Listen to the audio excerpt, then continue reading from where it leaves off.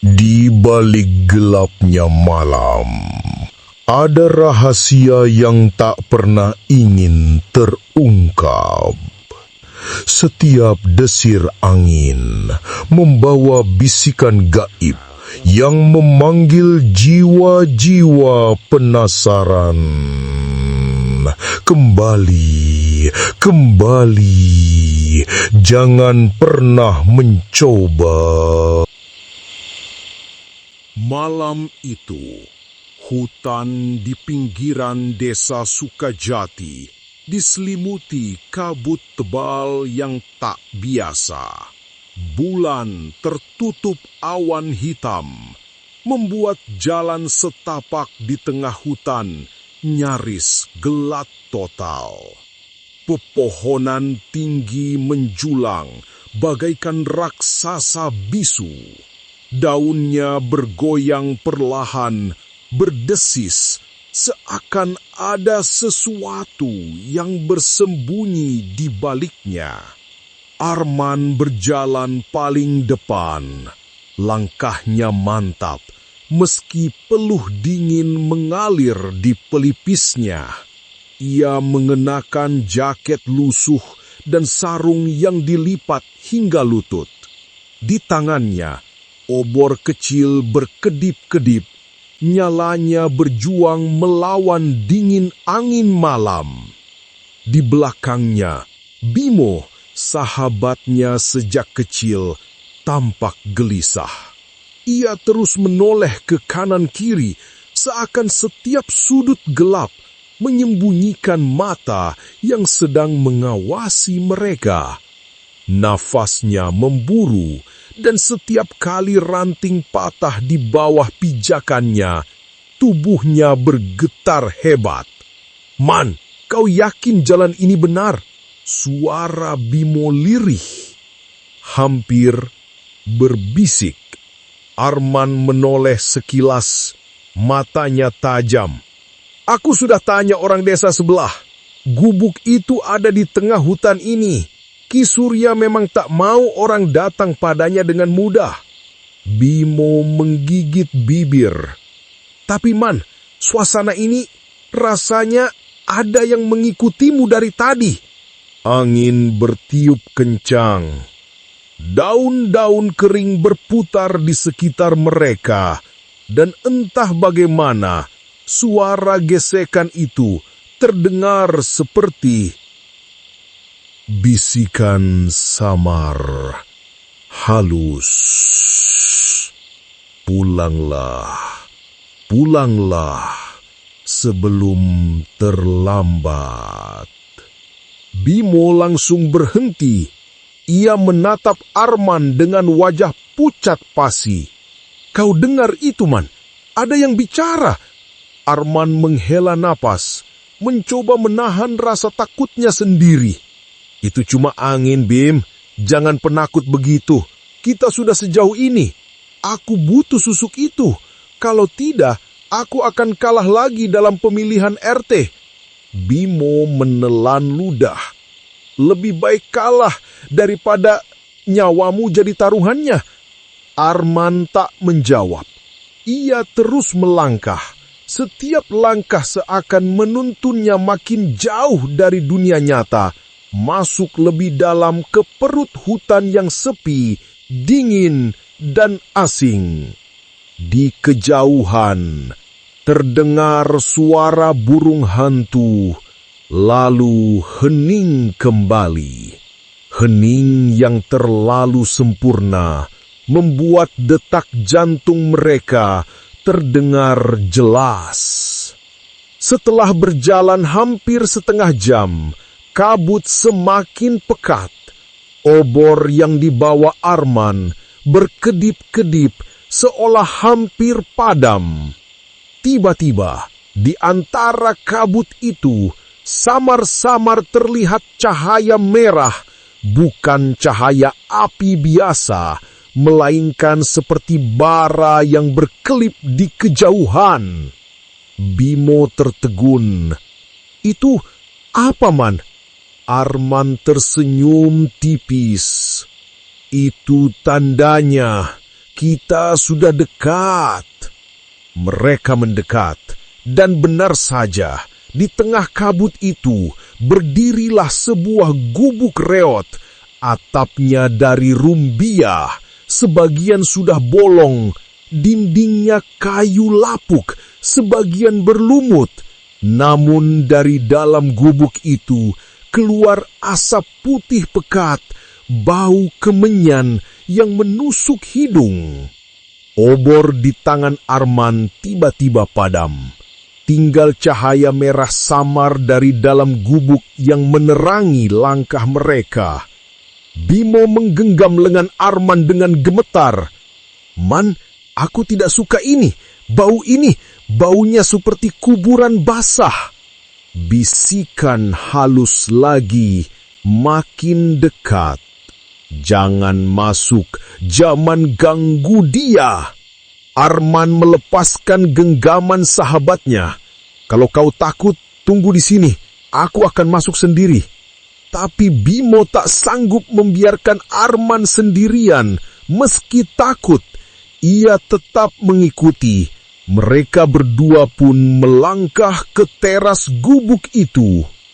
Pintu kayu tua di depan mereka terbuka dengan sendirinya.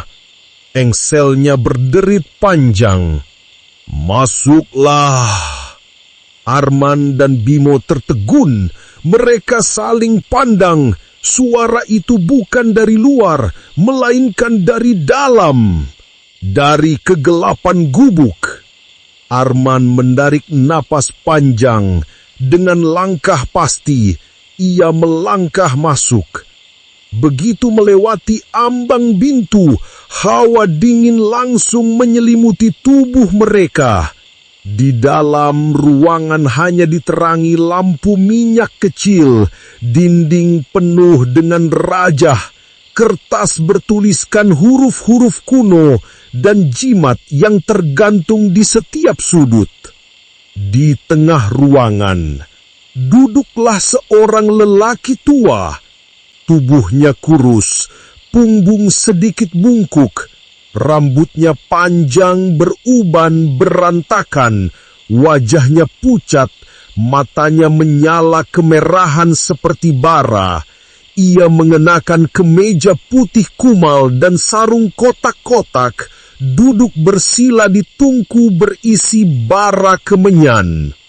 Lelaki itu menatap mereka dan tersenyum tipis. Senyum yang lebih menyeramkan daripada tatapan marah. "Aku sudah menunggumu, Arman." Arman terkejut. Ia belum pernah menyebut namanya di hadapan lelaki itu. Bimo mundur setapak, keringat dingin bercucuran di pelipisnya. "Bimo!"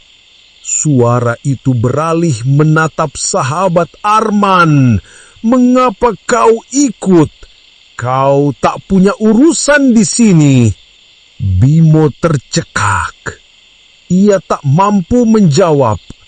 Arman memberanikan diri melangkah lebih dekat. "Ki Surya, saya datang untuk memohon. Saya ingin susuk besi kuning itu." Ki Surya tertawa pelan.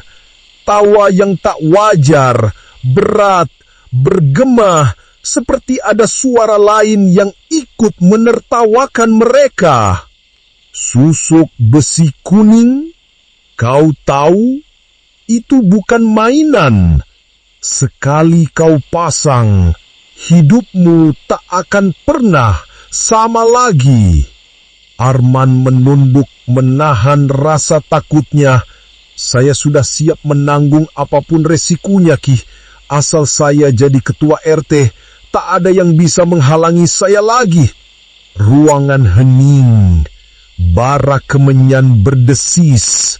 Ki Surya menatap Arman dalam-dalam, lalu ia tersenyum lagi. "Baiklah, kalau itu yang kau mau, maka malam ini kau akan mendapatkan kekuatan yang tak bisa ditandingi siapapun.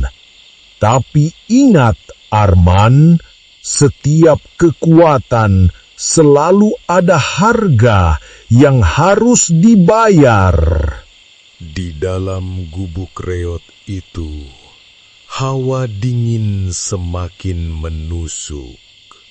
Bau kemenyan bercampur dengan aroma anyir, seperti darah kering yang sudah lama menempel di lantai kayu. Lampu minyak kecil yang tergantung di sudut ruangan bergoyang, cahayanya bergetar, memantulkan bayangan aneh di dinding. Bayangan itu tidak selamanya mengikuti gerak tubuh mereka. Kadang, bayangan seakan berjalan lebih dulu, lalu berhenti, menoleh, dan kembali menempel ke pemiliknya. Bimo mematung di dekat pintu. Tubuhnya gemetar hebat. Ia ingin sekali lari, tapi entah mengapa kakinya seakan dipaku ke lantai. Matanya tak lepas menatap lelaki tua di tengah ruangan itu, Ki Surya. Arman justru maju selangkah. Tekadnya lebih kuat daripada rasa takut. Ki, saya siap. Apapun syaratnya, apapun resikonya, saya akan terima. Ki Surya menyengat samar. Giginya kuning, beberapa patah, dan ketika ia bicara, terdengar suara lain yang bergema di balik suaranya, seolah ada dua makhluk berbicara bersamaan. Kau tidak mengerti, Arman. Susuk besi kuning bukanlah jimat biasa. Ia hidup, ia makan, ia haus, dan setiap dahaganya harus kau beri makan. Arman menelan ludah. Saya tak peduli, Ki. Yang penting saya ingin orang-orang menghormati saya. Saya ingin kuasa itu. Bimo tak tahan lagi. Man, hentikan. Ini gila. Jangan lakukan ini. Tapi Arman mengabaikannya. Ia maju, berlutut di depan Ki Surya. Saya siap, Ki. Apa yang harus saya lakukan? Ki Surya tersenyum lebar. Ia meraih sebuah kotak kacu kecil di sampingnya. Kotak itu hitam, berukir simbol-simbol kuno yang tampak berdenyut samar seolah hidup. Ketika dibuka, di dalamnya tergeletak beberapa potongan melagam kecil berwarna kuning keemasan. Namun logam itu bukan emas. Warnanya terlalu pekat, terlalu tajam. Bahkan hanya dengan melihatnya, Bimo merasa seluruh tubuhnya merinding. Ini, kata Ki Surya lirih, adalah besi kuning. Potongan terakhir dari pusaka kuno yang dikutuk.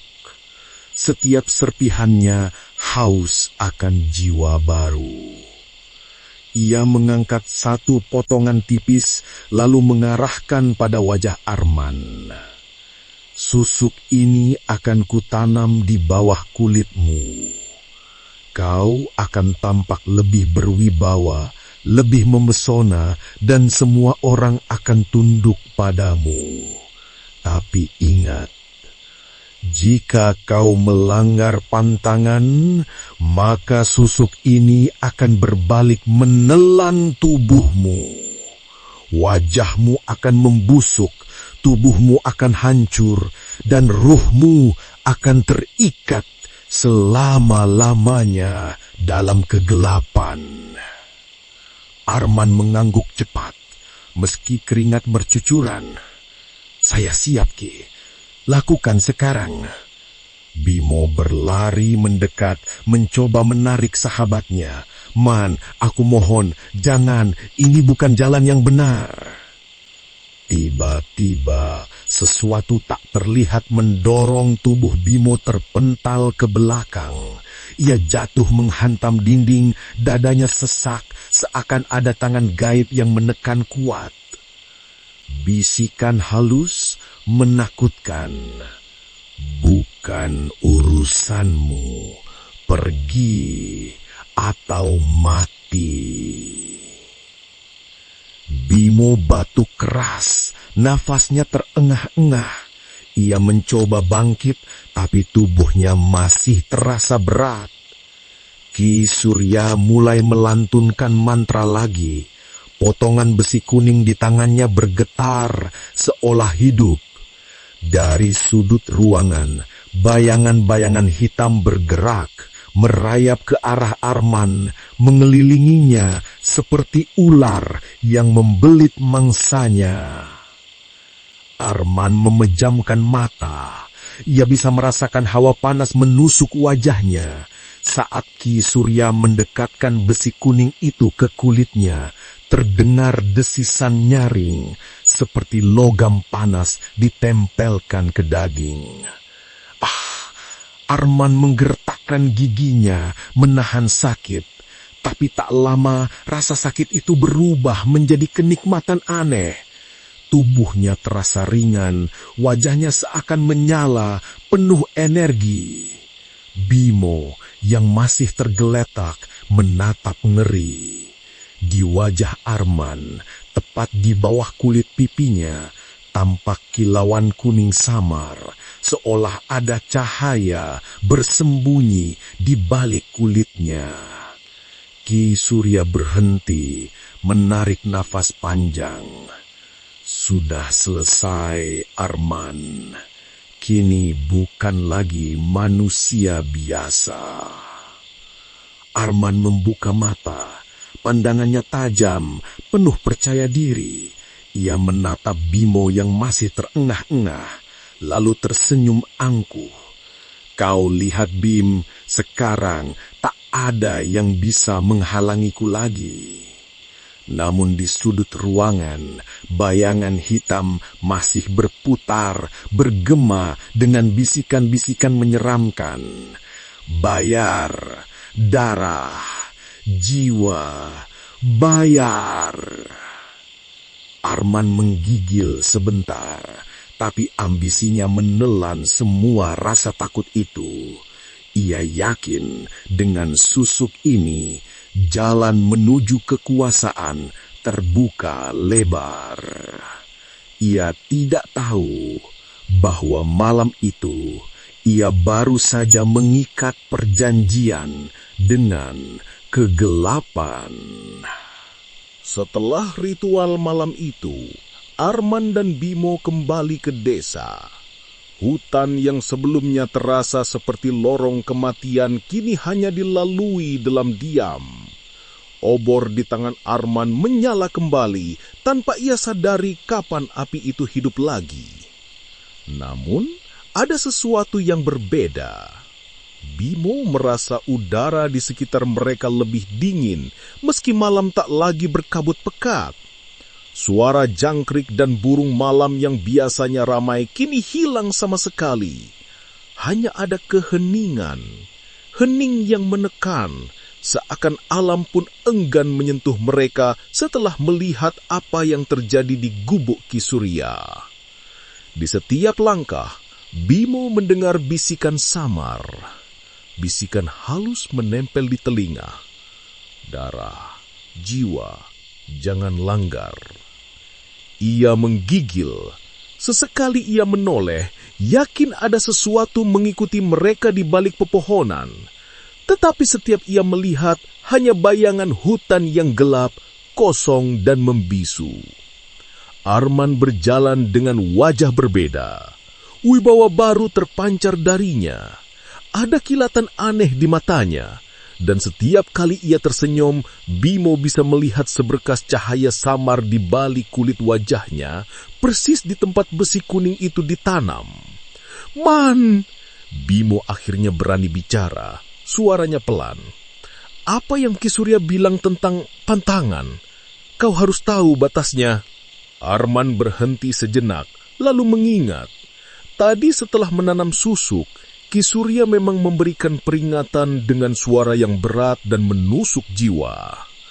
Susuk besi kuning hanya tunduk pada mereka yang taat pada pantangan. Pertama, jangan sekalipun makan sate tusuk. Kedua, jangan bercermin ketika matahari terbenam.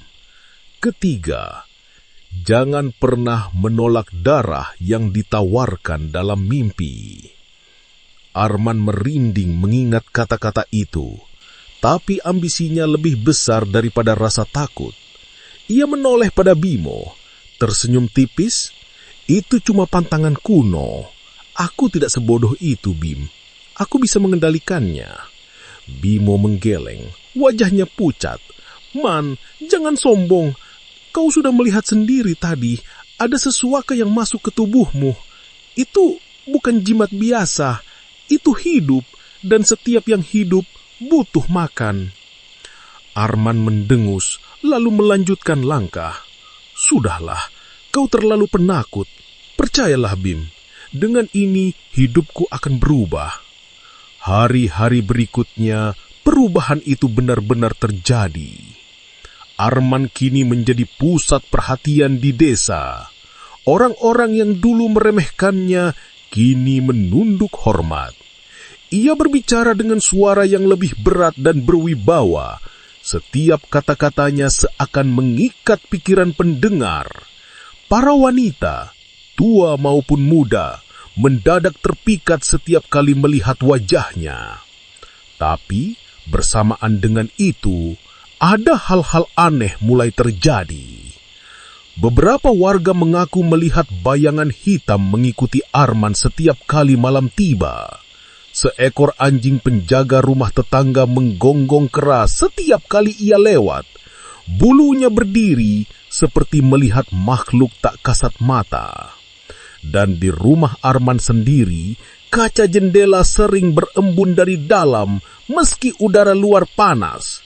Kadang, di pagi hari, ia mendapati bercak merah di bantal, seakan ada darah segar yang menetes dari udara.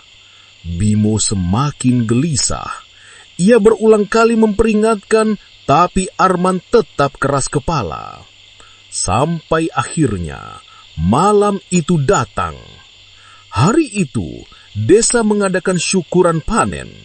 Semua orang berkumpul di balai desa. Di halaman, asap sate kambing mengepul, harum menggoga.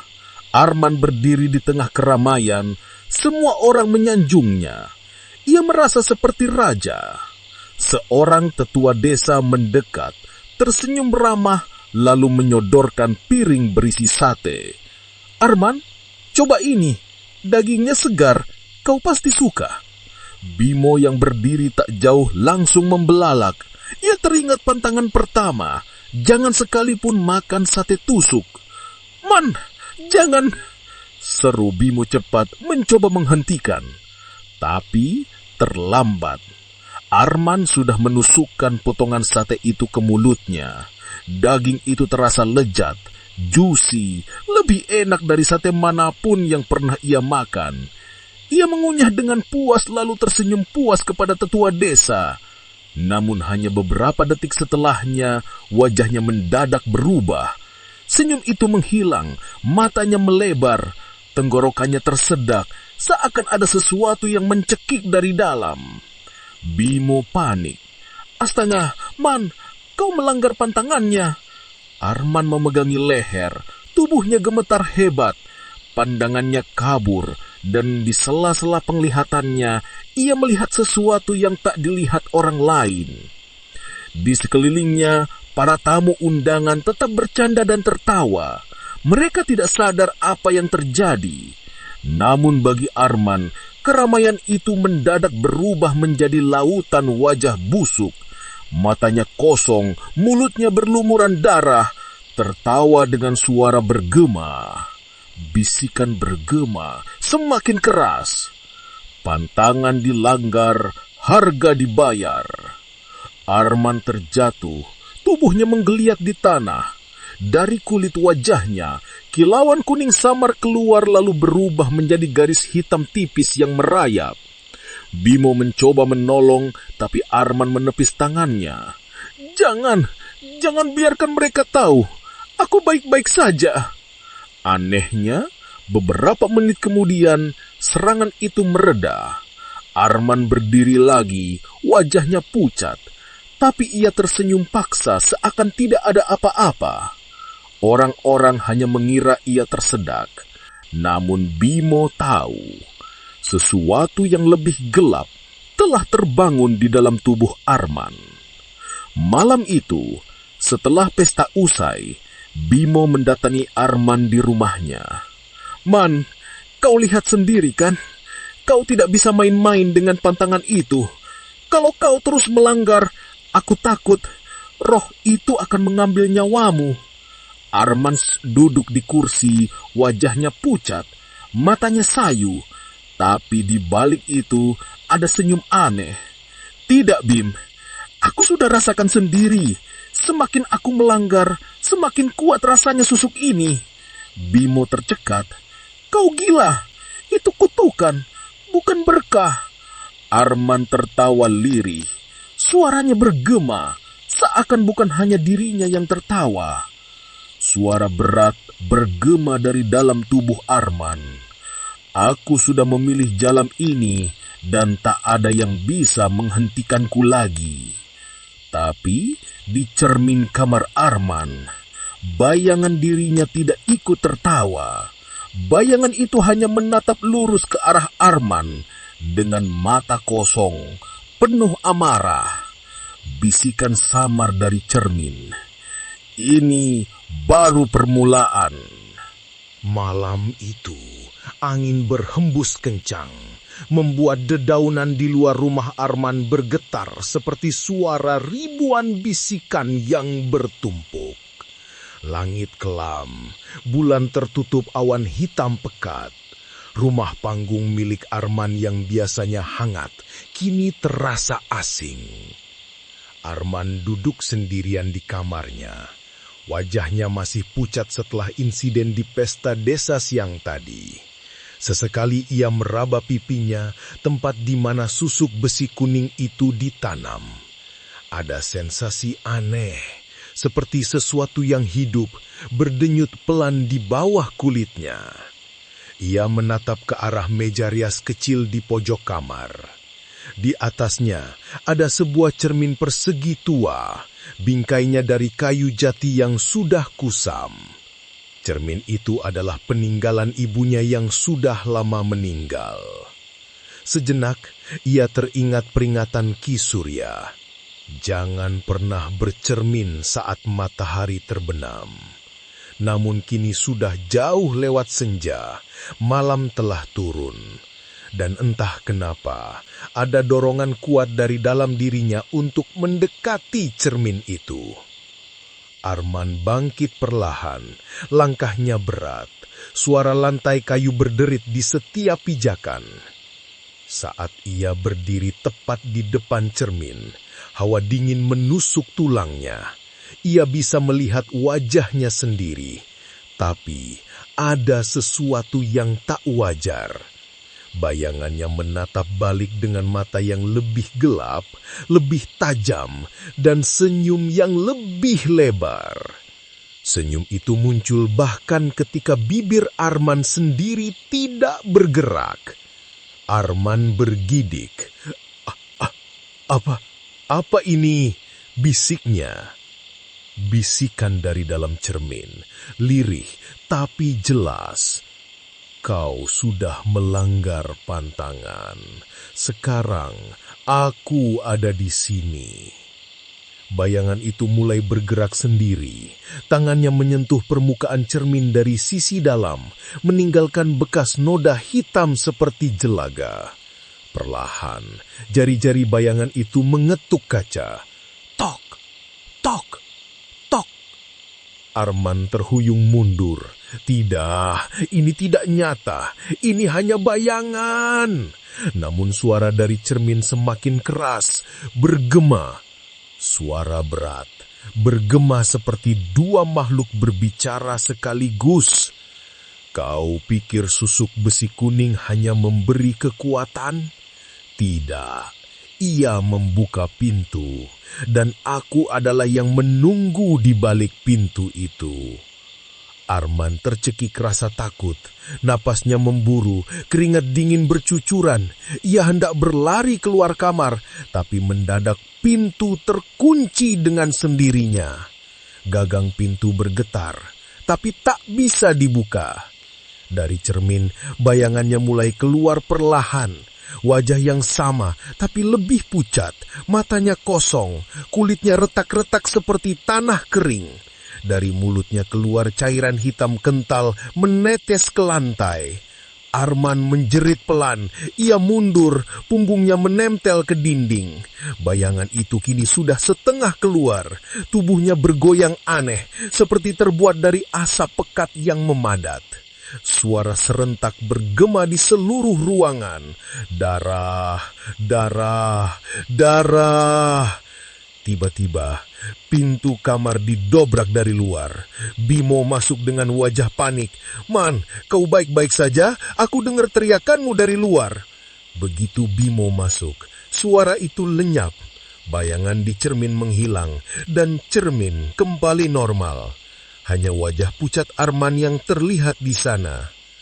Arman jatuh terduduk terengah-engah. "Bim, ada sesuatu di cermin itu. Dia keluar. Aku hampir..." Bimo berlari menghampiri, memegang bahu sahabatnya. "Aku sudah bilang, pantangan itu bukan main-main. Kau sudah melanggar 2 kali, Man. Pertama sate, sekarang cermin. Apa kau tidak sadar? Kau sedang membuka jalan bagi sesuatu yang jauh lebih gelap." Arman menunduk, tangannya gemetar. "Aku tidak bisa mengendalikannya, Bim. Ada suara dalam kepalaku. Suara itu memaksaku." Bimo menatap tajam. "Kita harus kembali ke Ki Surya. Kita harus memaksanya menarik kembali susuk itu sebelum terlambat." Arman menggeleng keras. "Tidak, aku tidak bisa melepaskannya. Aku sudah dapatkan kekustan ini, Bim. Aku tidak mau kembali jadi orang lemah, diremehkan semua orang." Bimo memukul meja dengan marah. "Kekuatan apa? Kau bahkan tidak sadar kalau roh itu sudah mulai menguasaimu. Aku takut, Man. Suatu saat bukan kau lagi yang bicara, tapi dia." Arman terdiam, hening menekan ruangan. Tiba-tiba, lampu minyak di kamar padam dengan sendirinya. Gelap gulita menyelimuti mereka. Dari arah cermin terdengar ketukan keras. Tok, tok, tok. Kali ini jauh lebih keras, seperti ada makhluk yang berusaha keluar lagi. Bimo meraih Arman, menariknya menuju pintu. "Kita harus pergi, sekarang juga." Saat mereka berlari keluar kamar, terdengar suara tawa berat bergema dari arah cermin. Suara berat bergema menyeramkan. "Kalian bisa lari, tapi aku sudah ada di dalam darahnya." Pintu akhirnya terbuka, dan mereka keluar berlari. Ke ruang tengah, napas Arman terengah-engah dan tubuhnya lemas. Bimo menatap wajah sahabatnya dan hampir pingsan melihat sesuatu. Di bawah kulit Arman, urat-urat hitam mulai menjalar dari pipi ke leher seperti akar yang merambat. Arman memegangi wajahnya. "Bim, aku takut." Bimo menahan bahunya. "Kita harus kembali ke Ki Surya malam ini juga. Kalau tidak, aku takut kau tidak akan bertahan sampai esok pagi." Arman menunduk, air mata bercampur keringat dingin. Ia sadar apapun yang terjadi, dirinya sudah bukan lagi manusia biasa. Dan bayangan di cermin itu hanyalah awal dari teror yang akan ia hadapi. Bisikan samar menggema di telinga Arman meski ia sudah jauh dari kamar. "Kutukan belum selesai. Darahmu adalah janjimu." Malam itu, meski Bimo berhasil membawa Arman keluar dari kamar yang berhantu, rasa mencekam tetap tidak hilang. Setelah kejadian bayangan di cermin, keduanya memutuskan tidur di ruang tengah rumah panggung itu. Lampu minyak dinyalakan di sudut ruangan, memberikan cahaya redup kekuningan yang hanya menambah nuansa seram. Arman berbaring, namun tubuhnya gelisah. Matanya ingin terpejam, tapi pikiran dan rasa takut bercampur dengan bisikan samar yang terus berputar di kepalanya. Tidurlah, tidurlah. Aku menunggu di dalam mimpi. Arman menggigil. Ia mencoba menutup telinga dengan bantal, tapi suara itu justru makin jelas. Hingga akhirnya tubuhnya terasa berat, matanya terpejam sendiri, dan ia terjerumus ke dalam mimpi yang bukan mimpi biasa. Ia berdiri di sebuah lapangan luas yang dipenuhi kabut. Tak ada bulan, tak ada bintang, hanya kegelapan dan suara langkahnya sendiri yang bergema. Dari kejauhan ia melihat sosok perempuan berambut panjang menjuntai menutupi wajah, mengenakan kain putih yang kotor berlumuran tanah. Tangannya memegang mangkuk tanah liat berisi cairan merah pekat. Arman menelan ludah. "Siapa kau?" Perempuan itu tidak menjawab. Ia hanya mengangkat mangkuk itu tinggi-tinggi, lalu menumpahkannya ke tanah. Dari dalam mangkuk cairan merah tumpah seperti sungai. Dan Arman sadar, itu bukan air, melainkan darah segar. Tanah di bawah kakinya tiba-tiba retak.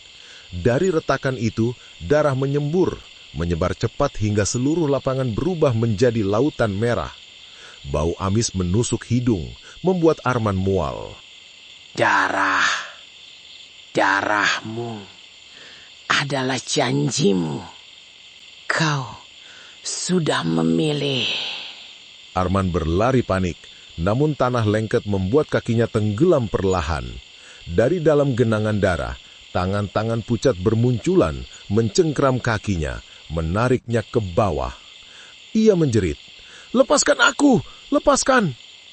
Tangan-tangan itu semakin banyak, mencakar betis dan pahanya hingga kulitnya terkoyak. Darahnya sendiri bercampur dengan lautan merah itu. Di tengah kepanikan, ia melihat bayangan dirinya berdiri di tepi lautan darah. Bayangan itu tersenyum lebar dengan mata kosong dan mulut robek yang mengangah penuh gigi tajam. Kau tidak bisa lari. Aku adalah kau. Dan darah ini adalah harga dari susuk besi kuning itu. Arman berteriak histeris. Tiba-tiba darah naik ke mulutnya, menenggelamkannya perlahan. Ia menggap-megap, rasa asin dan amis memenuhi lidahnya. Pandangannya gelap. "Man, bangun Man!" Suara Bimo menggoncang tubuhnya. Arman terbangun dengan napas terengah-engah. Tubuhnya basah oleh keringat dingin. Ia langsung memegangi lehernya, memastikan ia tidak tenggelam dalam darah lagi. Namun, Bimo menatapnya dengan wajah ngeri. "Man, kau sadar nggak? Waktu tidur tadi kau menggigit lidahmu sendiri sampai berdarah." Arman terkejut. Ia meraba bibirnya. Benar saja, ada darah segar mengalir dari mulutnya. Bantal di bawah kepalanya penuh bercak merah. Arman gemetar. "Bim, aku mimpi tenggelam di lautan darah. Dan aku..." Bimo memotong. Suaranya tegam. "Itu bukan mimpi biasa. Itu tanda. Pantangan ketiga sudah mulai menuntutmu, Man. Dan aku yakin Ki Surya belum cerita semua padamu." Arman menunduk, tubuhnya menggigil hebat. "Kalau begini terus, aku akan gila, Bim." Malam belum berakhir. Setelah kejadian itu, Bimo berjaga sambil menyalakan dupa agar suasana lebih tenang. Arman akhirnya bisa terlelap sebentar lagi, tapi kali ini mimpi datang kembali, lebih mengerikan. Ia berada di rumahnya sendiri, tapi semua dinding berlumuran darah. Dari langit-langit, tetesan merah menetes tanpa henti. Ia berjalan di ruang tengah dan melihat foto keluarganya di dinding, foto dirinya bersama ibu dan ayahnya dulu. Namun, wajah ibu dan ayahnya hilang, tergantikan wajah bayangannya sendiri yang sedang tersenyum menyeramkan. Anakku, kau bukan lagi milikku. Kau sudah menjadi milik besi kuning itu. Arman menangis dalam mimpi. Bu, jangan tinggalkan aku. Aku masih anakmu. Namun bayangan dirinya dari foto itu keluar, berjalan ke arahnya. Kali ini, bayangan itu membawa sebilah besi kuning yang berlumuran darah. Bayangan mendekat, menempelkan besi itu ke dada Arman. Seketika, panas luar biasa menusuk jantungnya. Ia menjerit, merasakan seolah-olah jantungnya terbakar dari dalam. Kau sudah jadi bagian dariku. Kau tidak bisa lari. Kau adalah darahku. Aku adalah dagingmu. Arman berteriak lagi, kali ini dengan mulut berteriak panjang. Bimo langsung menahannya. Man, tenang, itu cuma mimpi lagi, tenang. Namun Arman sadar sesuatu yang lebih mengerikan. Dari dadanya, tepat di atas jantung, kini ada bekas luka kecil berbentuk bulat, seperti bekas terbakar logam panas. Ia menatap Bimo dengan wajah pucat. Bim, dia sudah masuk lebih dalam. Aku bisa merasakannya. Sesuatu di dalam tubuhku, dan aku tidak tahu apa yang akan terjadi selanjutnya. Bimo menatap sahabatnya dengan ngeri. Ia tahu waktu mereka semakin sedikit. Jika Arman tidak segera melepaskan susuk besi kuning itu, mungkin yang akan bangun besok bukan lagi Arman yang ia kenal. Pantangan ketiga sudah dibayar. Tinggal menunggu malam terakhir. Malam itu, langit Sukajati diselimuti mendung tebal. Angin berdesir membawa aroma tanah basah bercampur bunga kenanga layu. Di rumah panggung Arman, suasana hening terasa menekan. Lampu minyak berkelip-kelip, seolah ada bayangan gelap yang bermain-main dengan nyalanya. Arman duduk di kursi kayu, wajahnya pucat dan mata merah akibat kurang tidur. Bimo duduk di seberangnya, gelisah, mencoba menenangkan sahabatnya yang sejak 3 malam terakhir tak pernah benar-benar terlelap. Bim, suara Arman bergetar. Aku merasa ada sesuatu bergerak di dalam tubuhku. Kadang seperti besi yang menggores dari dalam, sakit, tapi lebih sering terasa panas. Bimo menghela napas panjang. Man, aku sudah bilang, kita harus cari cara mencabut susuk itu. Ki Surya jelas menyembunyikan sesuatu darimu. Arman hendak menjawab, namun tiba-tiba terdengar suara ketukan logam dari kamar dalam. Tok, tok, tok.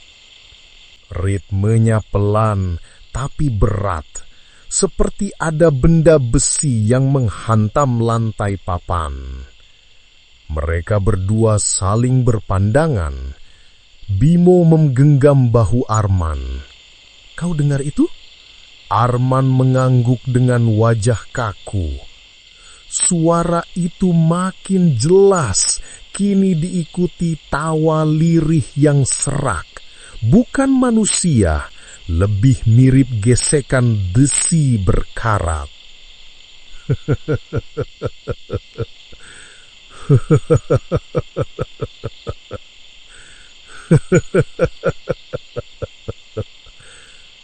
Dengan langkah gemetar, Arman dan Bimo mendekati kamar. Pintu kamar sedikit terbuka. Cahaya lampu minyak dari ruang tengah masuk menyoroti sesuatu di atas meja kecil dekat jendela. Di sana, sebuah keris tua terletak. Besinya berwarna kuning kusam, penuh bercak hitam. Gagangnya retak. Mereka berdua tahu jelas keris itu bukan milik Arman. Arman mundur selangkah. Itu bukan kerisku. Dari mana benda itu bisa ada di sini? Bimo menatap tajam. Man, itu keris. Aku yakin itu bagian dari kutukan susukmu. Lihat, besinya sama seperti warna susuk besi kuning yang ditanam Ki Surya padamu. Keris itu bergetar halus, lalu bergerak sendiri, jatuh ke lantai dengan suara denting keras. Saat besi itu menyentuh papan, ruangan seolah bergetar sebentar dan tawa keras kembali terdengar, kali ini memenuhi seluruh ruangan. Arman, besi kuningmu lapar, darahmu belum cukup, malam ini waktunya menuai. Arman menutup telinga, berteriak histeris, "Diam! Diam!" Namun keris itu melompat sendiri, menancap ke dinding papan tepat di samping kepala Arman. Ia terhuyung jatuh ke lantai, napasnya tersengal. Bimo buru-buru menarik sahabatnya menjauh. Lampu minyak tiba-tiba padam, ruangan jatuh ke dalam kegelapan pekat. Hanya terdengar suara gesekan logam diseret di lantai, mendekat perlahan. "Bim, aku tak bisa lihat." Bimo mengeluarkan senter kecil dari sakunya, menyalakannya. Cahaya putih menyorot lantai, dan di sana keris itu menyeret diri, meninggalkan jejak goresan panjang. Lalu keris itu berhenti. Dari dalam bilahnya muncul bayangan wajah Ki Surya menatap tajam dengan senyum sinis. "Kau pikir susuk itu cuma menuntut wajah tampan dan kekuasaan, Arman? Tidak. Susuk besi kuning ini adalah perjanjian. Darahmu, jiwamu, bahkan napasmu sudah menjadi milikku." Arman terisak. "Aku tak mau lagi, Ki Surya. Cabut susuk ini dariku. Ambil semuanya kembali. Aku mohon." Bayangan di keris itu tertawa panjang. "Tidak ada jalan kembali, Arman. Pantanganmu sudah mulai roboh. Tinggal menunggu malam terakhir. Dan malam itu aku akan datang sendiri untuk menjemputmu." Bayangan lenyap, keris itu jatuh tergeletak, tapi aura hitam tetap terasa. Setelah kejadian itu, Arman benar-benar kehilangan tenaga. Ia berbaring lemas di lantai. Bimo mencoba menenangkan, meski dirinya sendiri hampir tak sanggup menahan rasa takut. "Man, ini lebih parah dari yang kita kira. Susuk itu bukan sekedar jimat. Itu semacam wadah bagi sesuatu yang jauh lebih gelap. Kau harus bertahan. Kita akan cari orang pintar selain Ki Surya." Arman menggeleng lemah. "Bim, aku tak yakin bisa. Aku merasa ada dua diriku sekarang.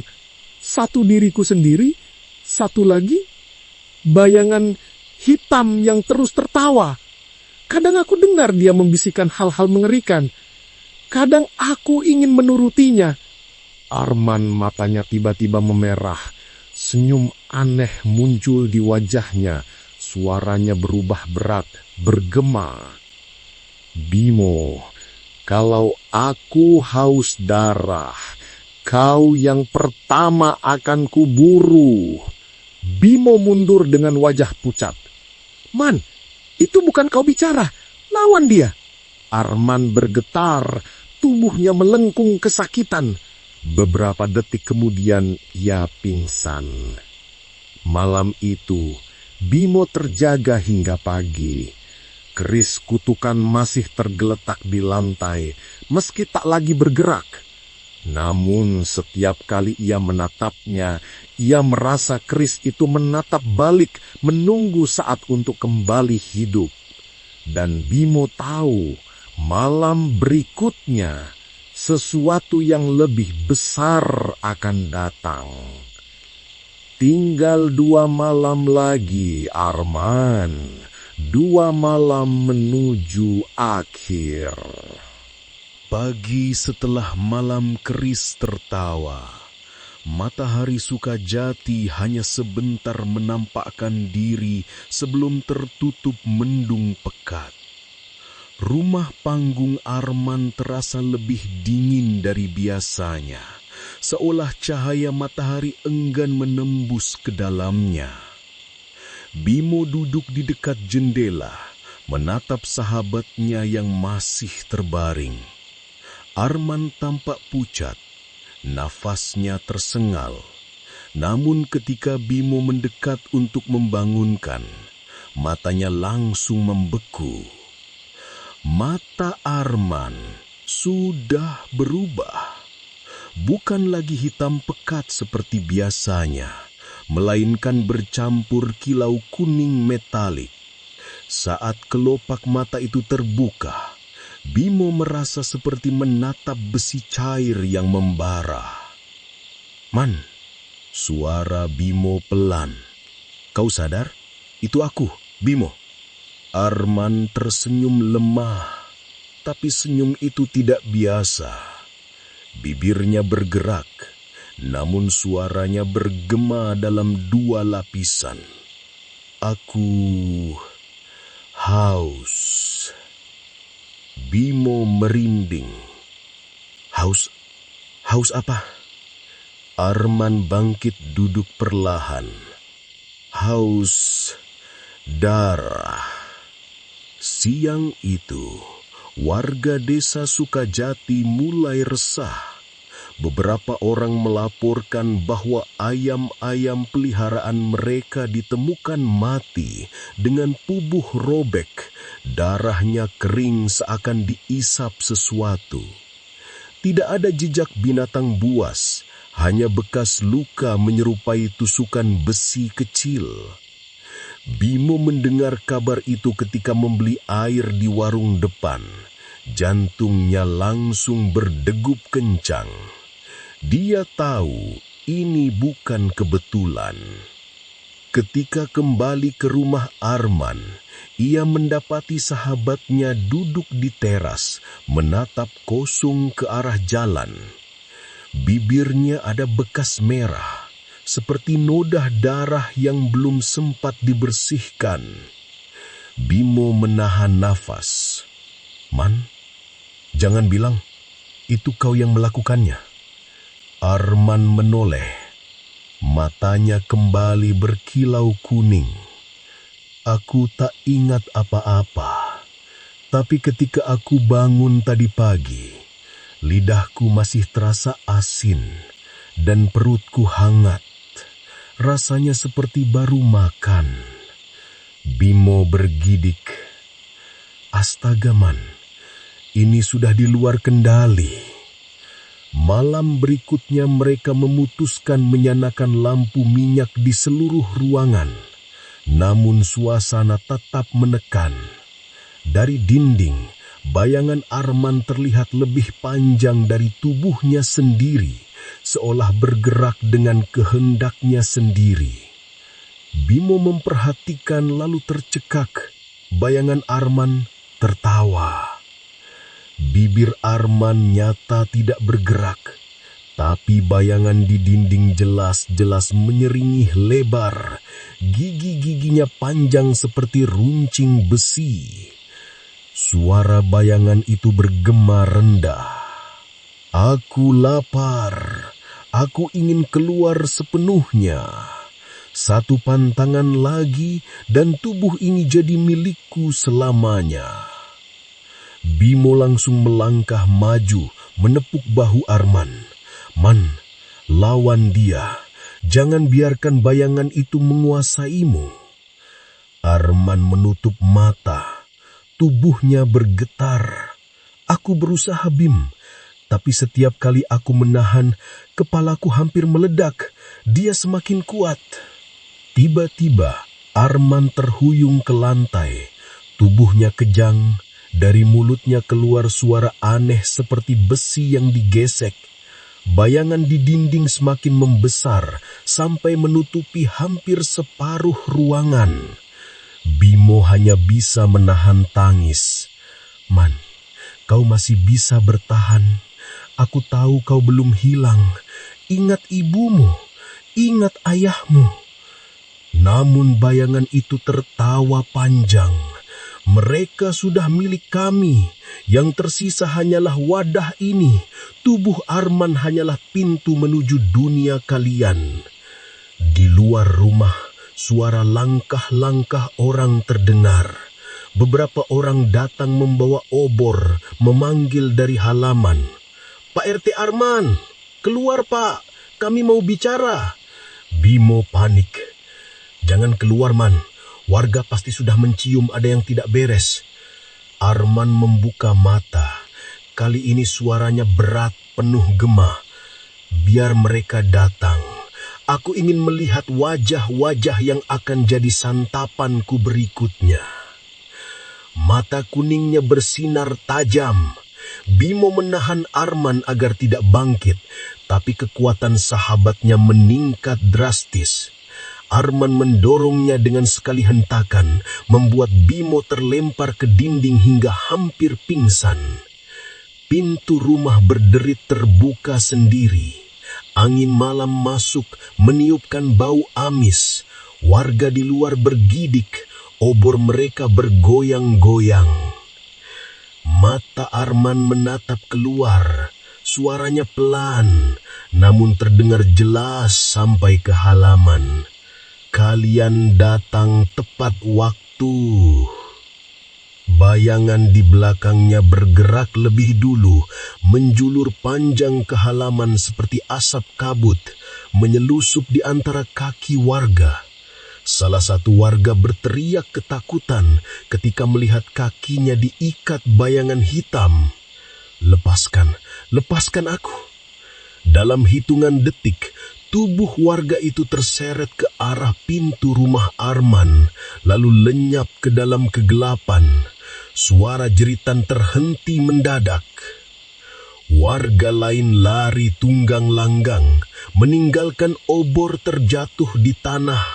Hanya keheningan tersisa, bercampur suara nafas Arman yang kini terdengar lebih seperti desahan makhluk lapar. Bimo akhirnya bangkit dengan sisa tenaga. Ia melihat Arman berdiri di ambang pintu. Matanya sepenuhnya kuning, senyum mengerikan terukir di wajahnya. Bim, suara Arman serak. Aku, bukan lagi aku. Bayangan ini sebentar lagi akan mengambil semuanya. Bimo maju dengan berani. Meskipun tubuhnya masih bergemetar. Aku tidak akan meninggalkanmu, Man. Kalau kau harus jatuh, aku akan ikut jatuh bersamamu. Tapi aku janji, aku akan lawan kutukan itu sampai akhir. Arman memandangnya lama. Senyumnya perlahan hilang. Sekilas mata kuning itu meredup, berganti dengan sorot manusiawi. Bim, kalau aku kehilangan diriku, tolong, habisi aku. Bimo menelan ludah. Air matanya menetes. Aku janji, tapi hanya jika itu satu-satunya cara. Malam itu berakhir dengan kesunyian yang tidak wajar. Bayangan Arman masih menempel di dinding, lebih besar dari tubuhnya asli. Terus bergerak meski Arman terpejam. Dan di antara bisikan gelap yang menggema, satu kalimat terdengar jelas, menandai ancaman yang semakin dekat. Bisikan berat bergema seperti logam dipukul. Pantangan terakhir, malam terakhir, tubuh ini akan jadi singhasanaku. Malam keempat setelah keris tertawa menjadi titik balik yang lebih mengerikan. Pagi itu, Bimo dikejutkan oleh jeritan Arman dari kamar. Ia berlari masuk dan mendapati sahabatnya sedang berdiri di depan cermin. Arman memegang wajahnya dengan kedua tangan, gemetar. "Bim, wajahku, lihat wajahku."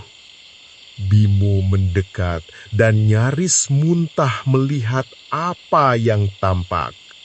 Kulit wajah Arman yang dulu bersih dan bercahaya kini mulai retak-retak. Dari sela retakan itu, cairan hitam pekat merembes keluar, berbau amis bercampur logam berkarat.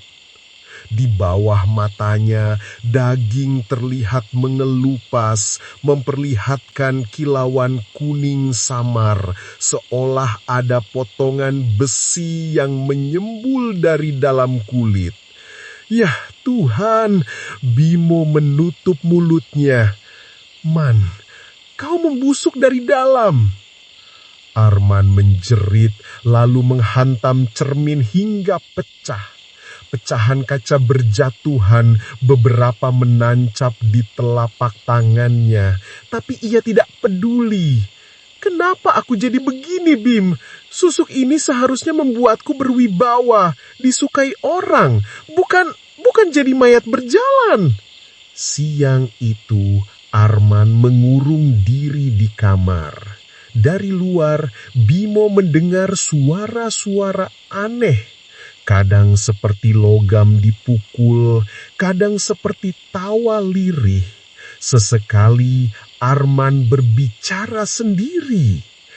"Aku tak mau, jangan paksa aku masih manusia." Suara lain bergema dari dalam dirinya.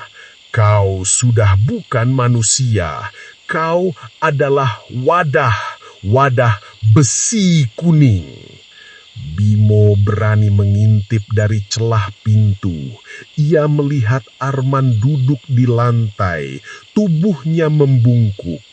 Bayangan di dinding tampak lebih besar lagi. Kini jelas berbentuk sosok dengan tanduk panjang dan mulut menganga. Dan lebih menyeramkan, bayangan itu menggerakkan tangannya sendiri, terpisah dari gerakan Arman. Menjelang sore, warga kembali datang. Mereka berdiri agak jauh dari rumah, berbisik-bisik. Beberapa anak muda desa bersumpah melihat wajah Arman yang mulai rusak ketika ia muncul sebentar di jendela. "Pak RT, Arman sudah bukan manusia lagi. Dia bawa penyakit. Lihat wajahnya, separuh busuk, separuh besi. Kita harus panggil orang pintar. Kalau tidak, desa bisa kena kutukan." Bimo mendengar semua itu dan hatinya semakin hancur. Ia tahu waktunya hampir habis. Malam tiba dan suasana rumah makin menyeramkan. Dari kamar terdengar suara kulit Arman yang robek disertai jeritan panjang. Bimo akhirnya berani masuk. Arman berdiri dengan tubuh bergetar. Wajahnya kini benar-benar mengerikan. Kulit pipi kirinya sudah hilang, digantikan lempengan besi kuning yang menempel langsung pada daging. Matanya separuh menguning, pupilnya pecah-pecah seperti retakan kaca. Bim, suara Arman parau. Aku bisa merasakan susuk ini sudah jadi bagian tubuhku. Aku tak bisa bedakan lagi mana dagingku, mana besi ini. Bimo hampir menangis. Man, kau masih manusia. Jangan biarkan benda itu ambil semuanya. Arman tersenyum miring. Wajahnya makin menyeramkan. Tapi kau lihat kan, warga sudah takut padaku. Aku tak butuh lagi cinta mereka. Dengan wajah seperti ini, aku bisa membuat mereka tunduk dengan teror. Mungkin inilah takdirku. Tiba-tiba suara tawa keras menggema dari dinding. Bayangan besar di belakang Arman semakin jelas. Kini bentuknya utuh. Sosok tinggi dengan tubuh dari besi kuning, wajah tanpa mata, mulut raksasa penuh gigi runcing. Ya, teror adalah wajahmu yang baru. Biarkan dagingmu busuk, biarkan besiku menggantikan segalanya. Kau akan abadi bersama kami. Arman menjerit, menutup telinganya. Diam, aku belum siap. Namun kulitnya terus mengelupas, bergantian dengan munculnya bercak-bercak besi. Suaranya berubah, semakin dalam dan bergema, seperti dua orang berbicara bersamaan. Bimo melangkah maju menggoncangkan bahu sahabatnya. Man, ingat janjimu padaku. Kau bilang kalau kau kehilangan kendali, aku harus hentikan kamu. Jangan biarkan ini selesai tanpa perlawanan. Arman menatapnya dengan mata kuning bercahaya. Sesaat cahaya itu meredup, berganti sorot mata manusia. Bim, aku takut bangun besok. Bukan aku lagi. Bimo menggenggam tangannya. Aku akan bersamamu sampai akhir. Tapi kau harus melawan, Man. Kalau tidak, semua orang akan jadi korban. Arman meneteskan air mata hitam. Cairan pekat mengalir dari matanya. Kalau begitu, malam terakhir, kau harus siap, Bim. Karena aku mungkin sudah tidak ada lagi. Malam itu, wajah Arman terus berubah, setengah manusia, setengah besi. Bau anyir bercampur karat memenuhi rumah. Dan dari setiap retakan kulitnya terdengar suara bisikan samar seperti ribuan mulut kecil berbicara dari balik daging. Kami lapar, kami haus, kami akan lahir sepenuhnya pada malam terakhir. Bimo hanya bisa duduk di samping menatap sahabatnya perlahan hilang sambil berdoa agar masih ada harapan di ujung kegelapan itu. Dan begitu, wajah Arman bukan lagi wajah manusia. Ia berubah menjadi topeng antara daging busuk dan besi kuning, menandakan datangnya malam yang semakin dekat. Malam di mana kutukan akan menuntut jiwa sepenuhnya. Malam itu, tubuh Arman sudah setengah berubah. Kulitnya mengelupas, dagingnya membusuk, dan besi kuning mulai menancap permanen di wajah dan dadanya. Namun di tengah rasa sakit, ada satu pikiran yang terus mengganggunya. Ki Surya.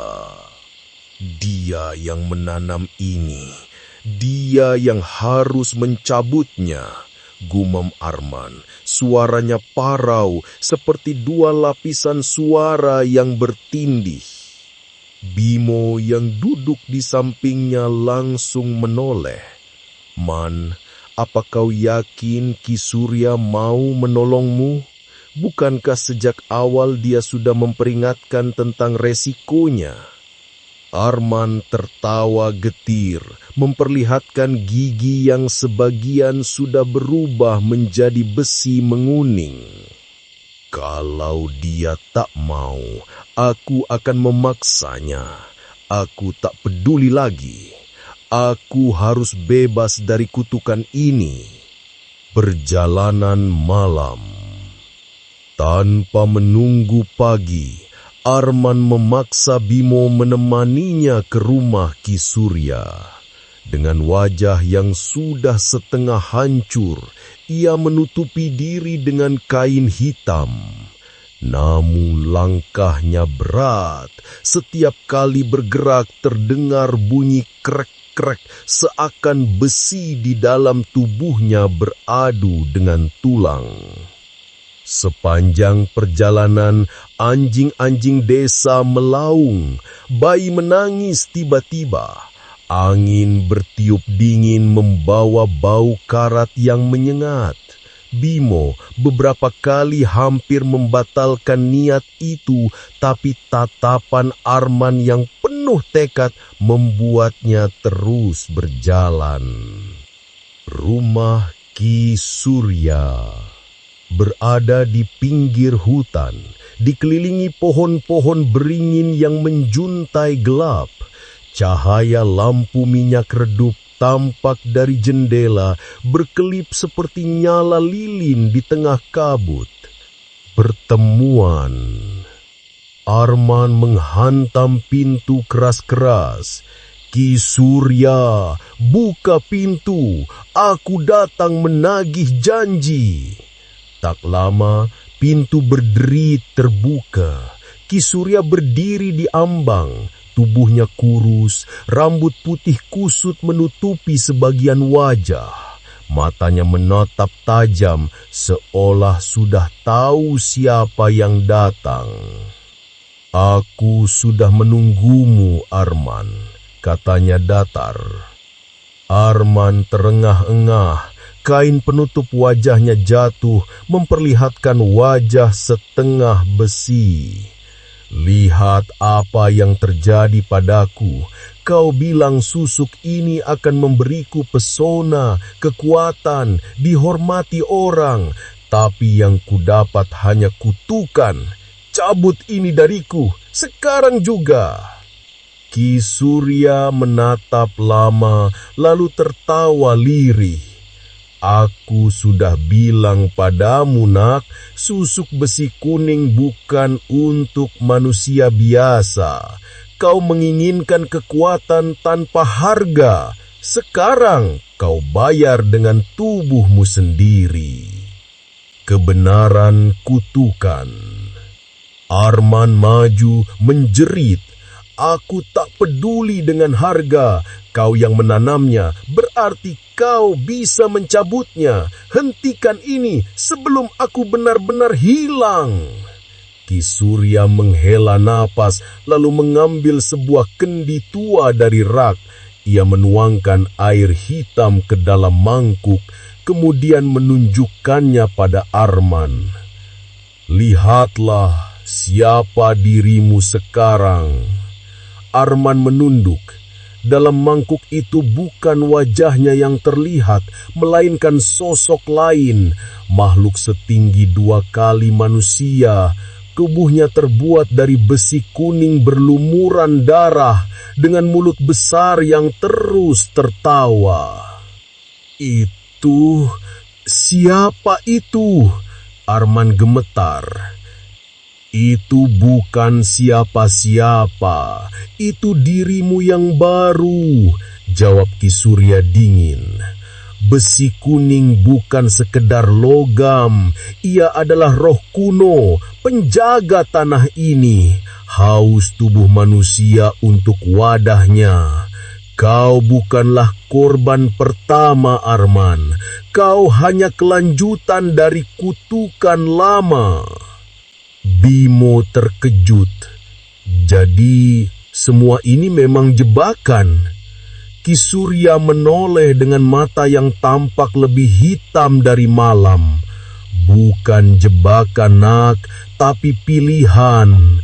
Arman memilih jalannya sendiri. Balas tawa. Arman mengaum, darah hitam muncrat dari mulutnya. Tidak, aku tak akan menyerah pada kutukan ini. Kalau kau tak mau mencabutnya, Ki Surya, maka aku akan mencabut nyawamu. Tubuhnya meloncat maju meski terdengar suara patahan tulang dari dalam tubuhnya. Tangannya yang kini sebagian sudah jadi besi menghantam meja kayu, menghancurkannya seketika. Ki Surya hanya berdiri tenang lalu tersenyum miring. Kau pikir aku takut? Justru aku menunggu saat ini. Aku ingin mendengar tawa balasanku. Tiba-tiba dari sudut ruangan puluhan boneka kecil dari jerami jatuh satu persatu. Suara tawa mereka menggema, nyaring, menyatu dengan tawa Ki Surya. Arman menutup telinganya, menjerit, "Diam, diam!" Namun tubuhnya semakin tak terkendali. Besi kuning menembus kulit perutnya, merambat ke punggung, lalu ke leher. Suara logam beradu terdengar di setiap gerakannya. Pilihan terakhir. Bimo maju, berusaha menarik sahabatnya. "Man, hentikan. Kau masih bisa lawan ini." Arman menoleh, matanya kini hampir sepenuhnya kuning. "Bim, aku tak bisa lagi. Aku hanya punya dua pilihan, bunuh Ki Surya atau bunuh aku sebelum semua ini selesai." Ki Surya mendekat, suaranya berat dan menekan. Tak ada yang bisa menghentikan. Malam terakhir akan tiba, dan saat itu kau bukan Arman lagi. Kau akan jadi Raja Besi Kuning, penerus kutukan. Arman berteriak, tubuhnya bergetar hebat. Bayangan di dinding membesar, mulut besarnya terbuka lebar menelan hampir seluruh ruangan. Bimo menatap sahabatnya, matanya berkaca-kaca. "Jangan paksa aku, Man." Arman menggenggam tangan Bimo dengan sisa-sisa tangannya yang masih manusia. "Kalau kau sahabatku, lakukan sebelum terlambat." Malam itu, tawa Ki Surya dan tawa Besi Kuning bergema bersahutan memenuhi hutan dengan suara yang menusuk jiwa.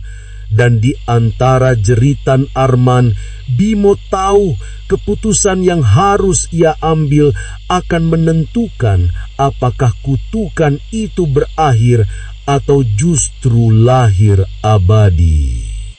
Hujan deras mengguyur hutan Sukajati malam itu. Petir menyambar berulang kali, menerangi rumah reot Ki Surya yang seakan berdiri di antara dunia nyata dan alam gaib. Di dalamnya, jeritan Arman bercampur dengan suara logam beradu, membuat suasana semakin mencekam. Tubuh Arman kini hampir tak bisa dikenali lagi. Besi kuning menancap keluar dari pipi, dada, dan lengan. Setiap kali ia bergerak, darah hitam kental menetes ke lantai, menyisakan bau karat bercampur anyir yang menusuk hidung. Bimo berdiri di dekat pintu. Tubuh gemetar hebat. Ia ingin kabur, namun wajah sahabatnya yang masih menyisakan secercah manusia menahannya. "Bim, cepat!" Suara Arman serak, parau, namun masih mengandung permohonan. "Cepat apa, Man?" Bimo menelan ludah. "Cepat! Akhiri aku, sebelum aku bukan Arman lagi." Pertarungan terakhir. Ki Surya tertawa panjang. Suaranya menggema menembus hujan dan petir.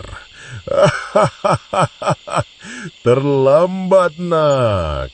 Kau pikir bisa melawan roh besi kuning begitu saja?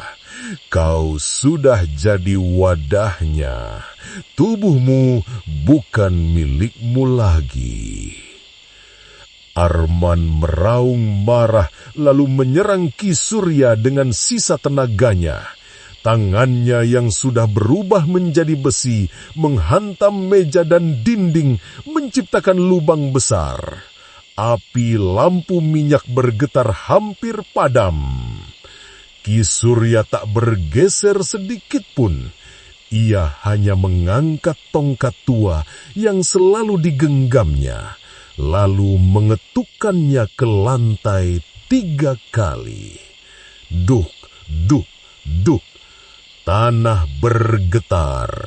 Dari bawah lantai, suara jeritan ratusan orang terdengar, seperti ruh-ruh terperangkap di dalam perut bumi. Bayangan hitam keluar dari celah-celah lantai, melingkari tubuh Arman. "Aku berikan padamu tahta yang dijanjikan," ucap Ki Surya lirih tapi penuh kekuatan. "Jadilah Raja Besi Kuning. Kutukan ini abadi bersamamu." Pengkhianatan. Arman berteriak, "Tidak! Aku tak mau jadi budakmu!" Tubuhnya bergetar keras, berusaha melawan bayangan hitam yang melilitnya. Bimo maju, nekat meraih tangan Arman. "Man, kau harus lawan! Ingat siapa dirimu! Kau bukan milik kutukan ini!" Sesaat mata Arman kembali jernih. Ia menatap Bimo. Air mata bercampur darah mengalir dari sudut matanya. "Bim, kalau aku gagal, lakukan satu hal untukku." "Apa itu?" Suara Bimo gemetar. "Bakar tubuhku. Jangan biarkan aku hidup dalam bentuk ini." Puncak teror. Tiba-tiba tubuh Arman meledak dari dalam. Besi kuning keluar dari dadanya, membentuk sayap tajam. Suaranya berubah menjadi raungan menggelegar, bukan lagi suara manusia. "Aku, Raja Besi Kuning." Petir menyambar tepat di atas rumah Ki Surya. Atap rumah terbakar. Hujan bercampur api. Bayangan Arman membesar menutupi dinding. Bimo terhuyung mundur, tapi hatinya masih menolak meninggalkan sahabatnya. Ia mengambil obor dari dinding, menyalakannya dengan api yang tersisa. "Maafkan aku, Man," bisiknya. Api dan akhir. Arman atau makhluk besi kuning itu mengayunkan tangannya, hampir merobek tubuh Bimo, namun di detik terakhir Bimo melemparkan obor tepat ke arah tubuhnya. Api menjalar cepat.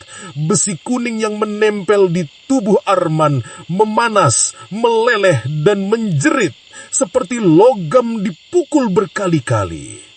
Arman mengerang kesakitan, namun di balik jeritan itu terdengar suara manusiawinya kembali.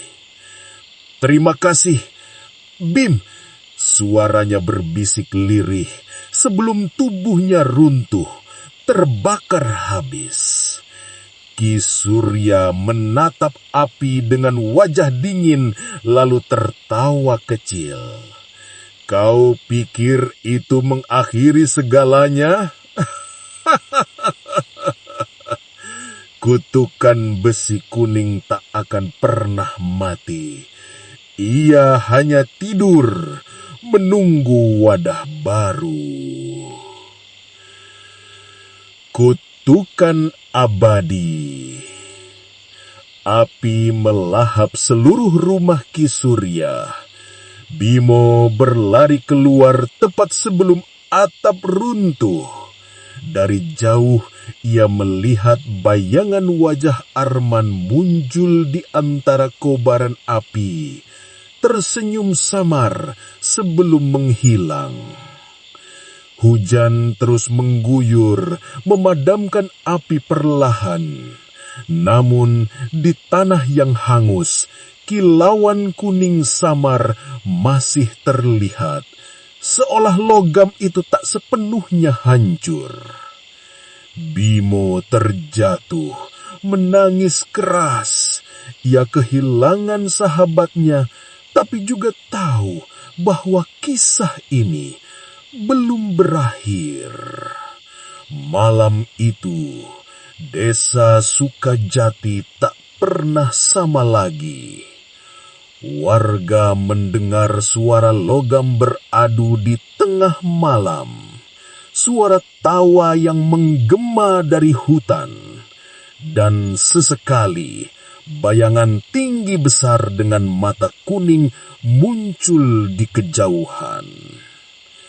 Kutukan susuk besi kuning tetap hidup, dan Arman, entah dalam bentuk ruh atau besi, masih mengintai, menunggu giliran berikutnya.